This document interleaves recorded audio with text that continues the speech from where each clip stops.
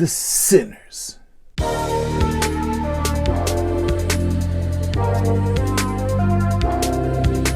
Today's book is The Sinners by Edward S. Ahrens. It is a gold medal book, so you know it's good. The sign of quality, of pulpy quality right there. Ahrens, as I'm sure many of you know, is famous for writing the Assignment Spy series. This is not one of them. This is sort of like a book that's independent of that series. It was originally published in 1957 with a different cover. You can see that cover right there. Pretty reserved cover, I think. Almost demure compared to this one, which this edition has, which is significantly more dynamic. This edition was published in 1967. This story involves two couples, Henry and his wife Claire, and then Anne and her husband Max. Max and Henry have been friends for umpteen years, and kind of have drifted apart, but now they're coming back together. Max just recently got married to Anne.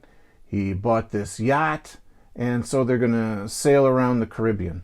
And as coincidence would have it, our hero Henry is a historian of the Caribbean. I think he even calls himself a Caribbean archaeologist, but really he's just kind of studying the castles and ruins of Spanish conquistadors and things. So is that archaeology or is that history? I leave that up to the reader to decide. But anyway, that's sort of his deal. And so Henry is trying to write this. He's gone on sabbatical and is trying to write this big paper about these old castles that they're supposed to be visiting. Unfortunately, a great big storm shows up, as evidenced by the cover, and Henry is the only one who really keeps his head. Max gets drunk and hides hides down below in the cabin. Claire freaks out and goes to Max, and Anne, she does come up and kind of gazes at Henry's great heroism as he guides the boat through the storm. That's kind of the image that you see here on the cover. I feel like that's supposed to be Henry and Anne. While the storm's going on, Henry has a storm in his heart because he's realizing that Claire has been having an affair with Max for quite some time. Anne knows it and tries to tell Henry, but Henry's a bit in denial. And it's sort of during the storm that he's like, okay, this is really going on and everything is awful. In the morning, the storm has ended, but the boat is nearly a wreck, and it kind of slinks to this little island that they have seen on the horizon. And it's at that island where they encounter some folks doing dirty stuff that are not happy that these two couples have stumbled upon them. So, and then the drama does flow. Should we read a little bit? Should we read like when Henry gets his butt kicked by some of the island folks? So he's gone to the island. He's trying to make contact with people to get help.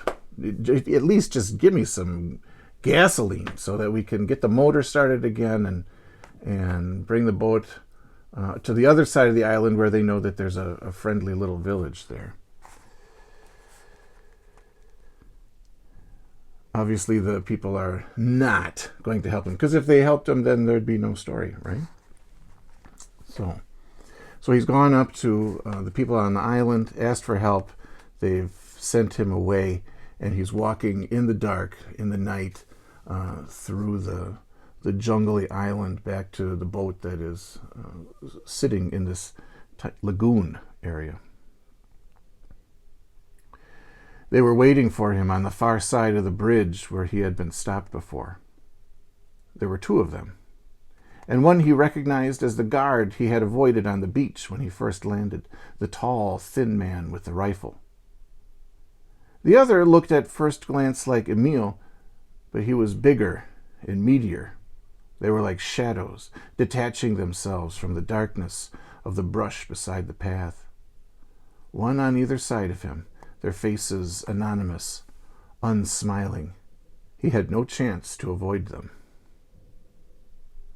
Alarm jangled in his mind, but it was too late to escape the first blow. They were quick, efficient, and merciless, working in silence after their first mocking words. The tall one hit him suddenly with a flickering blow like the strike of a snake, and Donegal staggered sideways, crashing into the chunkier man, only to feel the stunning pain of a second fist hammered into his ribs. He started to cry out, even as he stumbled backward and raised his arms to defend himself, and the tall one stepped forward again, a dark shadow in front of him, and hit him across the mouth, open-handed, in a quick, light contempt.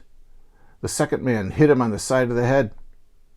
It was too sudden, too deliberate and brutal for Donegal to cope with those first few moments. He was conscious through the pain of having been betrayed, of having made a gullible fool of himself up there at the house. Even the old man had tricked him somehow. His resentment made him strike back, awkwardly at first, at the two men advancing toward him again. His first blow missed. He heard the soft laughter of the thin man and watched the stockier one circle wide, seeking to get around him on the bridge. Donegal tried to retreat, but his agility was hampered by the pain of those first sudden blows. What's he going to do? What's he going to do? I noted before about how this is actually the second cover that Gold Medal used when it was publishing this book, and I really like this one significantly more than the original cover of just the young lady hiding in the cabin of the boat. But unfortunately, there's no credit in this book about who did the cover. And it wasn't really an artist that I recognized. You know, some people you see him and you're like, aha, yes, totally McGinnis. Aha, yes, a Frazetta. Aha, etc., etc. But this style I didn't know, but I really liked it. I liked the detail in it and the sort of the dynamic, the dynamism of the poses. So I am a member of a little community of paperback and pulp readers and collectors, and I asked them online if they had any ideas, and one suggested McGinnis, but the rest of us kind of said no. And then someone said, it looks like Robert Foster. And I thought, who is Robert Foster? I'd never heard of this artist before, this illustrator. And I thought, well, if this is him and he's this talented, I want to know more about him. I decided to do some digging. It was hard to find information about Robert Foster for a couple of reasons. First of all, there's like half a dozen other artists that have the same name. A landscape painter, a sculptor, a wildlife artist, an abstract artist, a Disney cartoonist. They all share the name Robert Foster. So I had to whittle it down.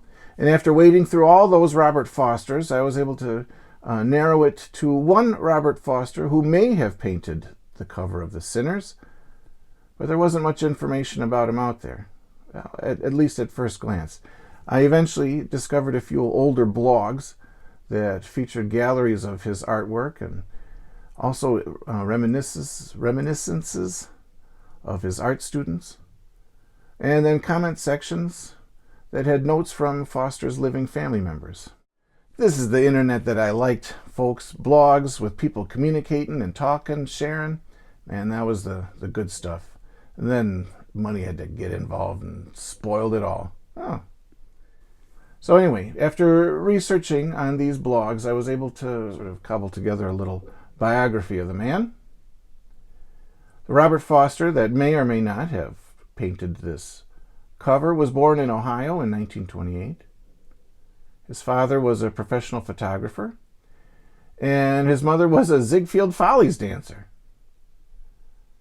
So obviously there was something about the arts and the dramatic in the family blood. He was sick when he was a kid, so he worked out and played football and boxed to build up his strength. He attended Catholic Central High School and drew portraits of the parish's former pastors. And as of 2020, those portraits still hung in the St. Raphael Church Community Center.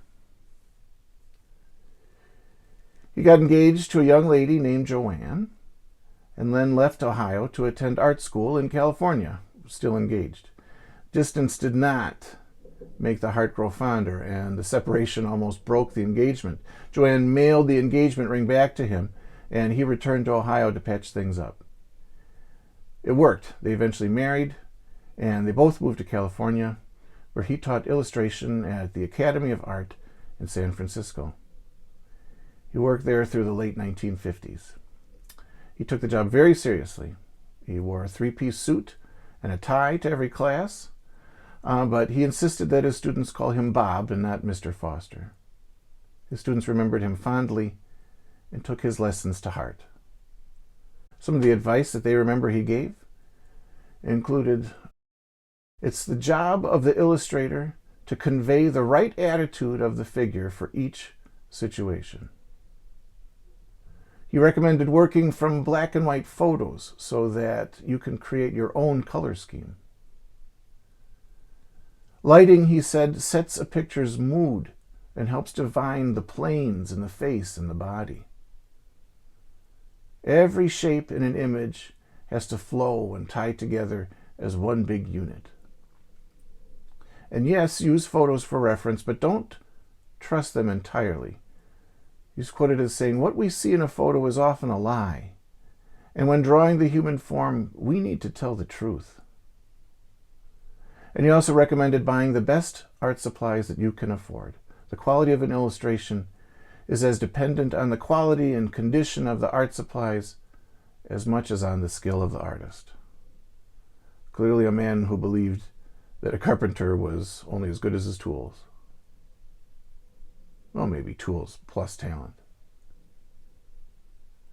In 1958, he collapsed in a stairwell at the school, and in that moment, lying on the steps, he thought he was dying and had wasted his life.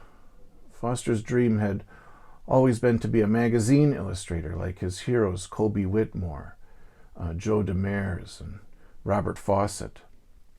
After he recovered, he decided it was time to pursue that dream.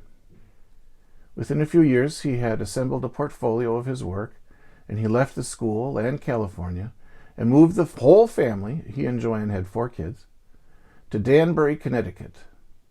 New York and the magazine publishers were just a short commute away. Unfortunately, the magazine industry was changing.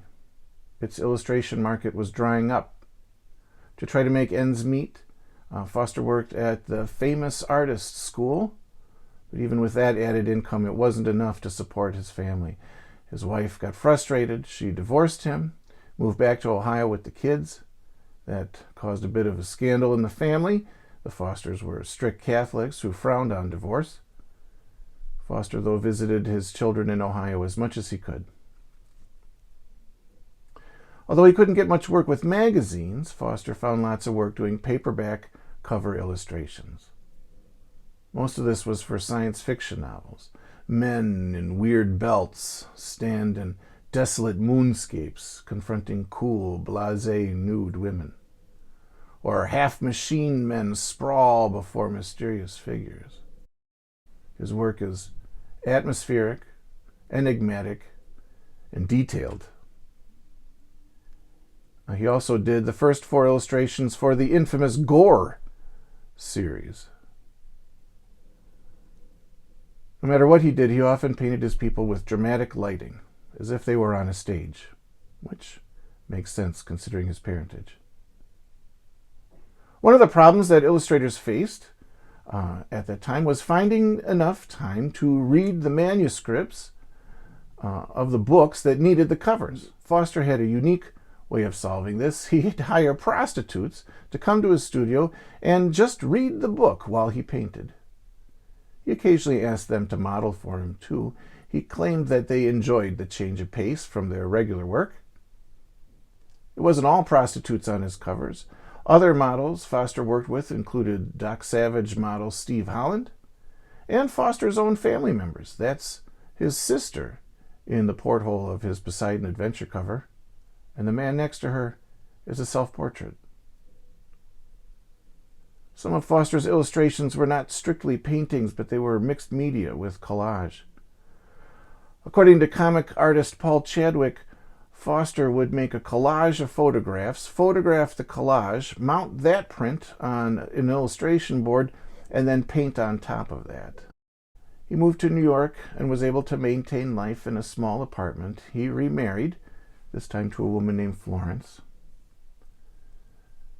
In the mid-70s, his health faltered. He had two strokes and heart trouble.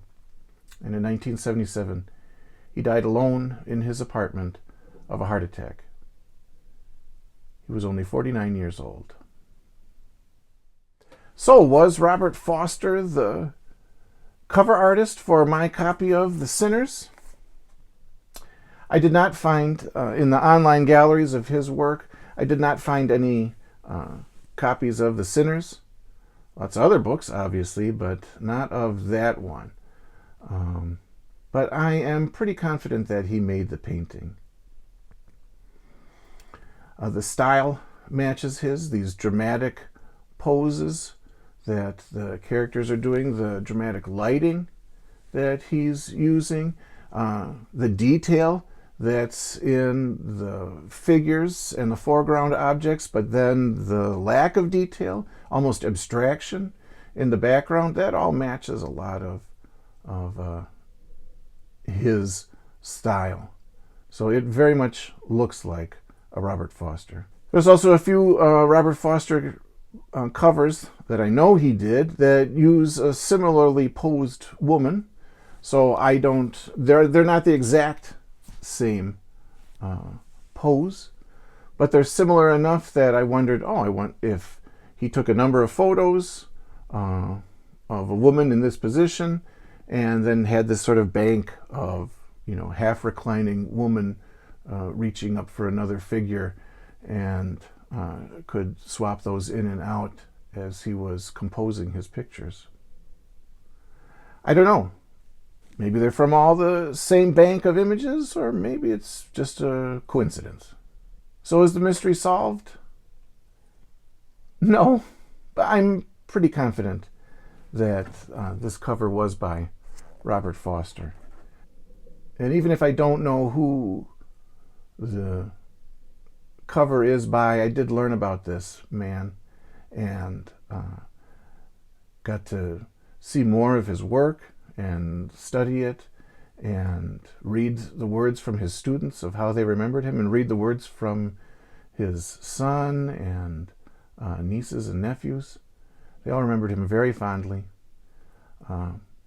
And I gotta say that my world is a little richer because I've experienced the artwork of Robert Foster. And I hope that your world is a little richer now too. And maybe that's kind of one of the things that creative people do their creations for, is to make the world a richer place. You want to communicate and reach others, but also just make something wonderful. And I think he did that. So, thanks, Robert Foster. And thank you for watching. If you have a recommendation about an Edward S. Ahrens book, what someone should read, if not The Sinners, read what?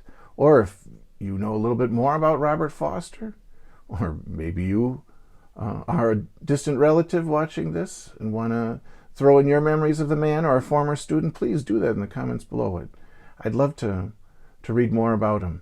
He seemed like a really talented and interesting individual, very passionate about his work. So thanks for watching. I'll see you next time.